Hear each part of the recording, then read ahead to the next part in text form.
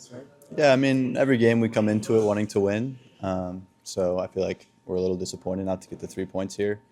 We fought hard as a team. We didn't get it. So, we're just going to focus on the next one, and that's about all we can do. So, We're having a really difficult time this season, and how is to play against DC United, especially when we don't have a good we don't have a good season. But you were supposed no, to be yeah. getting the points. No, I think DC does a good job of like making teams uncomfortable. They put the ball on top of you. They get a lot of set pieces in the box, so they do things that are challenging for teams to deal with. So I think it was a good learning opportunity for us. Yeah.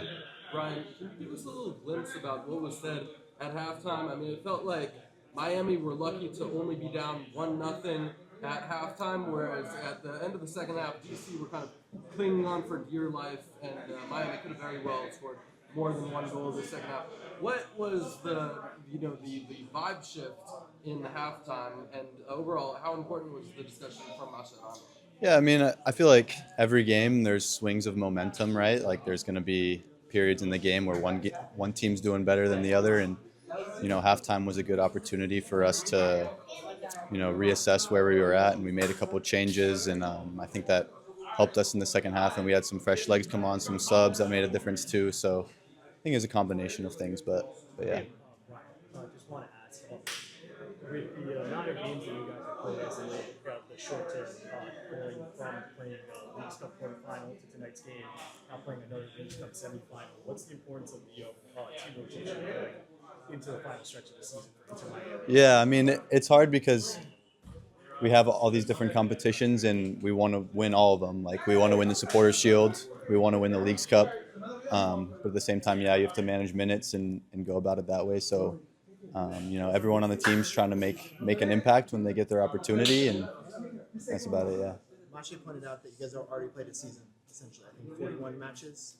Do you and your teammates feel it in your body, in your mind, psychologically, the wear and tear?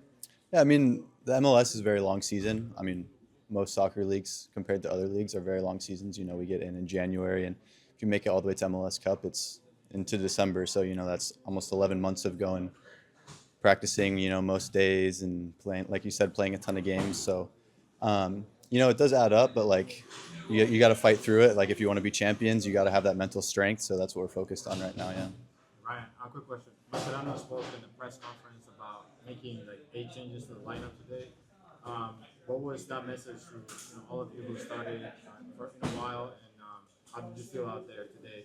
Yeah, it was nice to get a run out there today, and like you said, he made a lot of changes, rested some guys, and no matter where everyone's at in the team, like we all want to make an impact when we get the opportunity. So that's what we went for today. Yeah.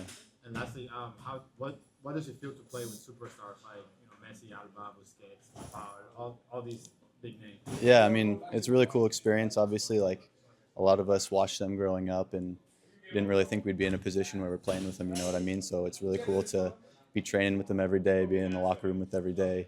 You see how good they still are, and yeah, it's just a privilege, honestly. But yeah. Brian, how do you feel when Mascherano decided Messi he's not gonna play today's game because he's going to prepare for Orlando?